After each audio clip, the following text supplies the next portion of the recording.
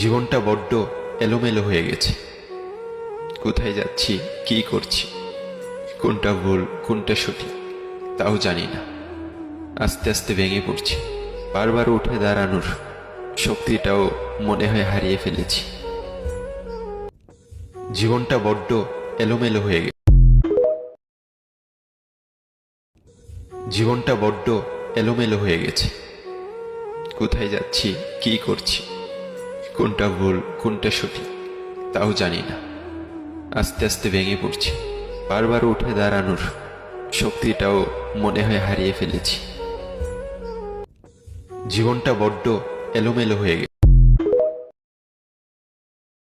আমার ভুল হয়ে গেছে গো, আর কখনো তোমাকে মিথ্যা কথা বলবো না। তোমাকে একটা ছোট গল্প বলছি, ভালো করে মন দিয়ে শোনো। জ্ঞান, ধন আর বিশ্বাস, এরা তিনজনে খুব ভালো বন্ধু ছিল। তো একদিন কোনো কারণে এদের তিনজনকে আলাদা হতে হলো। তখন তাদের মধ্যে কথা হলো যে আমরা পরবর্তীকালে আবার কখন মিলিত হব। তখন জ্ঞান বলল যে তোরা আমাকে যে কোনো মন্দির, মসজিদ আর বইতেই আমাকে খুঁজে পাবি। তখন ধন বলল যে তোরা আমাকে যে কোনো বড়লোক বাড়িতে খুঁজে পাবি। কিন্তু বিশ্বাস কোনো কথা বলল না, সে শুধু চুপ করে শুনতেই থাকলো। তখন দুজনে তাকে প্রশ্ন করলো, কি রে তুই চুপ কেন, কিছু বল। তখন বিশ্বাস বলল যে আমি যদি একবার চলে যাই তাহলে তোরা আর আমাকে কখনো খুঁজে পাবি না।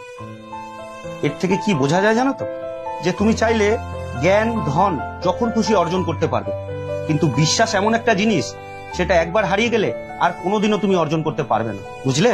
সেই জন্য কখনো মিথ্যে কথা বলবে না। ছোটবেলায় যখন পড়া ভুল হইতো, মাস্টার সামনের স্টুডেন্টে যখন পিড়াইতো, তখন পিছে বসে ভাবতাম কোন সময় জানি এই পিড়ান আমারও খাওয়া লাগে। জানাজা দেওয়ার সময় মানুষ এটা ভাবে না কে?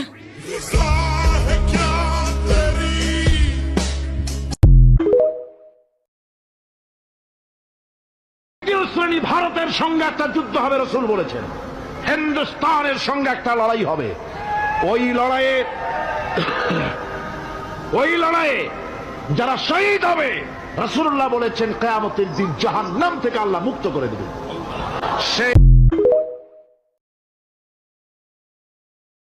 সকল সিমের এই কোডগুলো আপনার সারা জীবন লাগবে, সারা জীবন আপনার এই কোডগুলো প্রয়োজন হবে যদি আপনি মোবাইল ফোন ব্যবহার করেন।